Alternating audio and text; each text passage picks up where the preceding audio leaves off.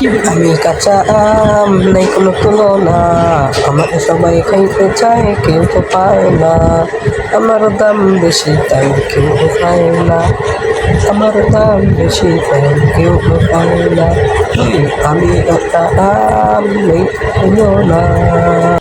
কিরে কাঁচা আম, ব্যাপার কি? এত খুশি কেন তুই? ও কিছু না, আমি নতুন নামছি তো বাজারে, আমাকে যে কোনো লোক আবার কিনতে পারে না, এই জন্য আমি খুশি, বুঝছো? লাভ দাদা। বাবা কাঁচা আম, এত ভাব নিও না, ওই যে একটা কাস্টমার আসছে, দেখি ও কি নেয়। লাউ দাদা, এখন আমার সিজন, বুঝছো? এখন আমাকে নেওয়ার জন্য অনেক লোক বাজারে আসবে, কারণ এখন পোলাপান বাসায় জেদ করে আমাকে খাওয়ার জন্য, বুঝছো দাদা? আর একটা জিনিস বুঝছো দাদা, আমার মতো গাছের তাজা আম এই বাজারে ফেলে রেখে অন্য কিছু আমার মনে হয় না কেউ কিনবে। দেখো তুমি, শুধু দেখো, কিছু বললো না। আমি যে কাঁচা আম কিনবো, তো এই বাজারে তো আমি দেখতেছি না।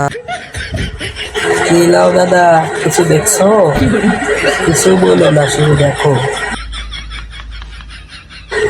আরে ও দাদা, কি করছো? কাঁচা আম তোমার ওই পাশেই দেখো, কাঁচা আম আছে, নিবে নাকি?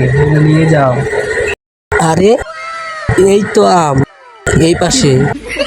ও আচ্ছা, কত করে কেজি তোমার? তা দাদা, তুমি আমাকে নিবে নাকি? যাও যাও, তুমি নিতে পারবে না। হ্যাঁ, তোরেই নিতে আসছি। তা কত করে দাম বলতো একবার? তুমি আমাকে নিতে পারবে না তো দাদা, আমার তো টাকা পয়সার কম আছে। কত করে তুই বলেই দেখ একবার, আমি নেবই নেব।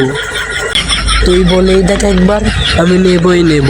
তুই বলেই দেখ একবার, আমি নেবই নেব। তুই বলেই দেখ একবার। হ্যাঁ, স্বপ্ন দেখছি। হ্যাঁ, হায় হায়, আমি ঘুমেছিলাম, আইলাম। মন্দি কয় কি রে?